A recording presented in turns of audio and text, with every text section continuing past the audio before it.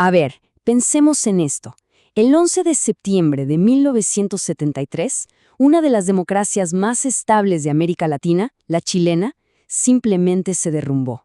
La pregunta es obvia. ¿Cómo? ¿Cómo es que algo tan sólido se viene abajo de esa manera? Bueno, la respuesta no es sencilla. No fue una sola cosa. Fue como una tormenta perfecta. Y hoy vamos a desglosar pieza por pieza qué fue lo que pasó. Y para entenderlo bien, no podemos solo mirar la foto de ese día. No, tenemos que irnos mucho más atrás. Hay que, digamos, rebobinar la cinta y buscar las primeras grietas que aparecieron en los cimientos de ese sistema. Es un viaje un poco complejo, sí, pero es que es fundamental para entender el porqué de todo. Y aquí nos topamos con una de las claves de todo este asunto, una pieza central del rompecabezas. Por más de 30 años, las Fuerzas Armadas en Chile tenían una regla de oro, una tradición casi sagrada. Se subordinaban al poder civil. Punto. Era parte del ADN de la democracia chilena. Pero esa tradición, que parecía de acero, bueno, empezó a oxidarse y al final se quebró por completo. Ok, para armar este rompecabezas vamos a ir por partes. Primero, cómo se rompe esa tradición de lealtad militar. Después, el cambio de rol de los militares. Luego, la presión que venía desde Washington y la influencia de Moscú y La Habana. Y al final, vamos a ver cómo todo esto se junta para crear una crisis con muchas causas. Entonces, arranquemos con eso, con ese pilar que se vino abajo. ¿Qué era exactamente esta tradición y por qué su caída fue básicamente el primer temblor antes del gran terremoto? Es que hay que entender algo clave. Esto no pasó de un día para otro, de verdad. La idea de que los militares intervinieran era para muchísima gente algo impensable. Pero hacia finales de los 60 empezó a cocinarse una mezcla muy peligrosa de descontento dentro de las Fuerzas Armadas y una polarización política brutal en el país. Y esa mezcla fue la que empezó a desgastar ese pilar, haciendo que lo que antes era impensable poco a poco empezara a parecer inevitable. Y claro, este desgaste nos lleva de la mano al siguiente punto clave. ¿Qué estaba pasando dentro de las Fuerzas Armadas? ¿Cómo es que pasaron de ser los guardianes de la Constitución a sentirse con el derecho, o hasta la obligación, de tomar el control? Miren esta cronología, porque de verdad muestra una escalada que da vértigo. Todo empieza en el 69 con el Tacnazo, que era una protesta más que nada por sueldos, por condiciones. Pero fíjense el salto que dan. Para 1972 ya no están pidiendo mejoras, están sentados en el gabinete de gobierno. Luego, en junio del 73, el Tanquetazo, que fue un intento de golpe fallido, pero que sirvió de termómetro, demostró que ya había gente dispuesta a todo. Y la estocada final, la renuncia del general Prats, que era leal a la Constitución, apenas un par de meses después. Ahí fue que le dejaron el camino libre a Pinochet. Cada uno de estos eventos no fue un hecho aislado, fue un paso más en la escalera hacia la intervención. Y justo aquí es donde vemos uno de los errores de cálculo más grandes de todo este proceso.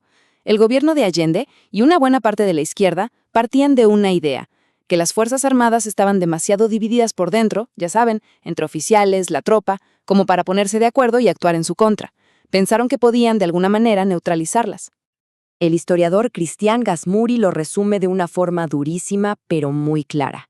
Él dice que esa creencia, la de que al ejército se le podía dividir o cooptar, resultó ser uno de los mayores errores políticos de la historia de Chile. Y bueno, el 11 de septiembre fue la prueba brutal de que a la hora de la verdad, la institución actuó como un solo bloque. Ahora bien, toda esta crisis interna no estaba pasando en una burbuja, ni de lejos. Chile, en ese momento, se había convertido en un tablero de la Guerra Fría. Y para entender toda la presión que se estaba acumulando, tenemos que girar la vista hacia el norte, hacia Washington. Para el gobierno de Nixon en Estados Unidos, la victoria de un presidente socialista en las urnas en Chile no era un problema menor. No, era una línea roja que no estaban dispuestos a tolerar. Más allá de los intereses económicos, que los había, existía un pánico geopolítico real, la idea de tener otra Cuba, pero esta vez en el sur del continente. Y no se quedaron de brazos cruzados, para nada. La Casa Blanca puso en marcha una estrategia con dos caminos paralelos. El llamado Track I era la vía política, ¿no? Intentar bloquear a Allende en el Congreso. Pero por si acaso eso no funcionaba, tenían el Track 2, que era un plan secreto, clandestino, para promover un golpe militar desde el minuto 1. Ojo, y que quede claro, esto no es ninguna teoría conspirativa. Durante muchos años fueron sospechas, rumores, pero hoy, gracias a que se han desclasificado archivos secretos de la CIA y otros organismos, podemos ver la escala real de la operación. El trabajo de historiadoras como Sofía Correa ha sido fundamental para sacar a la luz todos estos detalles. Y esta frase de Correa, que sale directo de esos documentos, es lapidaria. No deja lugar a dudas. No era una cuestión de influir, no. Fue una decisión directa del presidente de Estados Unidos de, y cito, reventar la economía chilena. Y bueno, ¿cómo llevaron a la práctica esa orden? Pues, por un lado, inyectando millones de dólares a los partidos y medios de la oposición. Por otro, organizando un boicot económico, bloqueando el acceso de Chile a créditos internacionales que eran vitales. Y además, usando el conflicto por la nacionalización del cobre para asfixiar económicamente al gobierno. El objetivo era uno solo y muy claro: crear un caos social y económico tan grande que al final la intervención militar pareciera la única salida posible. Pero cuidado, la presión no venía solo de un lado. Para tener la película completa, tenemos que mirar al otro actor de la Guerra Fría. Hay que ver qué pasaba al otro lado del telón de acero, porque la Unión Soviética y Cuba también estaban jugando sus cartas en este tablero. Moscú miraba lo que pasaba en Chile con una mezcla de interés, pero también con bastante escepticismo sobre eso de la vía pacífica al socialismo. Aún así, el apoyo se sintió, y vaya que se sintió. Documentos de la época confirman que había un flujo constante de dinero hacia el Partido Comunista Chileno. Esto era algo que venía de antes, desde los años 50, pero se intensificó muchísimo cuando Allende llegó al poder. Y luego tenemos la influencia cubana, que tuvo su momento más visible y de verdad espectacular en 1971. Fidel Castro hizo una visita a Chile que duró más de 3 semanas, algo completamente fuera de lo normal para una visita de Estado. Por un lado, fue un espaldarazo enorme para los seguidores de Allende, pero al mismo tiempo fue la gota que derramó el vaso para la oposición. Lo vieron como una provocación y fue la chispa que encendió las primeras grandes protestas en la calle. Entonces, a ver, juntemos las piezas. Tenemos una crisis política interna que no para de crecer, la presión durísima de Estados Unidos y, por otro lado, la influencia del bloque soviético. ¿Cómo se conecta todo esto? Bueno, aquí llegamos al acto final, a la anatomía de esa tormenta perfecta.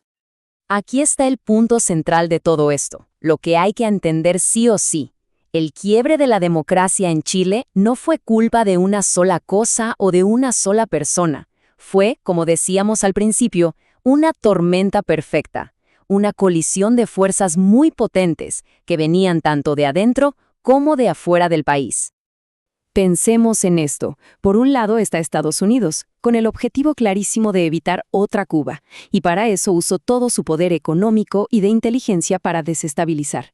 Y por el otro lado, la Unión Soviética y Cuba, apoyando el proyecto de Allende con plata y respaldo político. Chile quedó atrapado en el medio, dejó de ser solo un país para convertirse en un campo de batalla de la Guerra Fría. Y es justo por eso que los historiadores insisten tanto en llamarlo un fenómeno multicausal, porque no se puede apuntar con el dedo a una sola causa, no. Fue la interacción fatal de todos estos elementos juntos, los errores, la polarización interna, chocando de frente con la presión gigantesca de las dos superpotencias del momento. Y todo esto nos deja pensando en algo, ¿no? Gran parte de lo que hemos visto hoy lo sabemos porque, con los años, se abrieron archivos que eran secreto de Estado. Y eso nos lleva a preguntarnos, ¿qué otras partes de esta historia siguen guardadas bajo llave? ¿Cuántas historias más estarán esperando en documentos que todavía no podemos leer? Porque si algo nos enseña este caso, es que la historia nunca está completamente escrita. Siempre hay un capítulo más por descubrir.